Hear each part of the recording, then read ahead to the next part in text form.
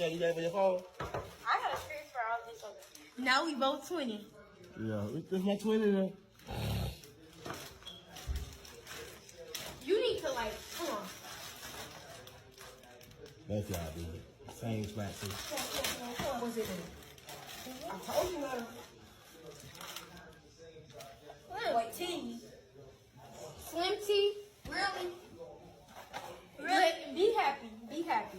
What is? They should have had some slim tea. Thank you! Wait! What happened? What you mean what the? Oh my. What happened? Okay, I know what What's that? What's up? You want it? It's something that I need. Hey, I'm Dr. Julie. I'm a board certified psychiatrist. If you follow me here for a little while, you know that I am an individual who has lived most of my life in a larger body, including from childhood, you know, been on multiple diets, been on journeys to change my body size in a healthy way, had weight loss surgery in April of 2022. Also, as a psychiatrist, I've treated people who have issues related to their body size or weight, also disordered eating, and I do speak about weight stigma as well, fat phobia, weight stigma. So that's kind of my background as it relates to commenting on this topic. And I did want to also make the point that I downloaded this video from another creator, not the people who originated this video. They had their stitches turned off and I wasn't able to connect to the original creator of this video. So if you want to go and find the original people who posted this, you'll have to kind of search and go back a little bit there. So that being said, you know, I want to make the point that it's my opinion that your body size or being fat shouldn't be like the butt of the joke.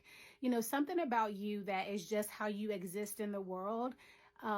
It always strikes me funny that is something that is like the punchline for people. Like my very existence or something about me inherently is like the punchline to some kind of joke. And again, I'm not sure what the parents or the adults' intention were who ordered this for this young lady, but I did want to say, just because I question the judgment of someone who would think this is funny, I do feel like it's necessary to say that these slim teas oftentimes contain green tea or other elements that have very high content of caffeine. And they also may contain senna or other herbs that can cause you to go to the bathroom. You know, it can cause diarrhea, intestinal cramps. So, you know, it is my hope that they are not actually giving this child a slim tea. Whatever the contents of that product is, usually they contain something like that, because it really is not something that you would want to be giving to children. So there's that point. I do feel like the need to say that, just to be sure if anyone is thinking about giving this to their child, they would just not be ordering these things off the internet and doing that part. But then just also the stigma around living in a larger body. It starts so early that people start to point out, and even some of the comments on some of the videos are saying, well, at least she knew she needed it and she is overweight for her age. Once again, you cannot determine a person's health based on what their body size is. I know we have a lot of internet doctors and people who make diagnoses remotely, but you're not this child's doctor.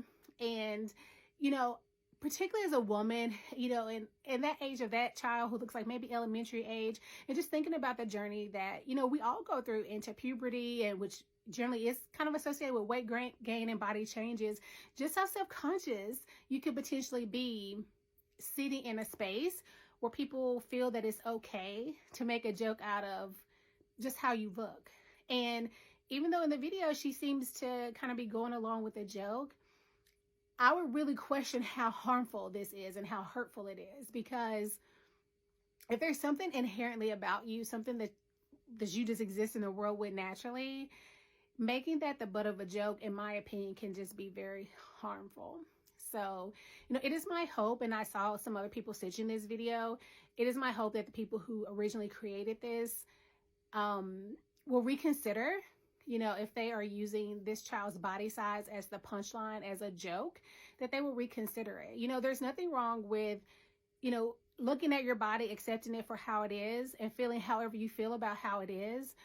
But particularly for a child, and even the other children around this child who are also getting the message that it's okay to make this child's body size a joke. You know, people learn those types of ideas in their home, and then they take those ideas into the world.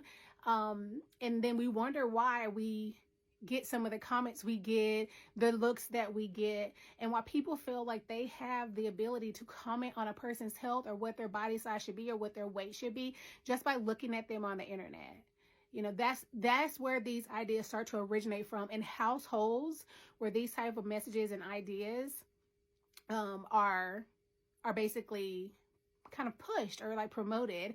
Even if it's quietly, unconsciously, or a joke like this, in my opinion, it is still something harmful to do. So if you're considering doing this for your child, or really just anyone that you know that is in a larger body, I would strongly encourage you to not do that and make a different choice.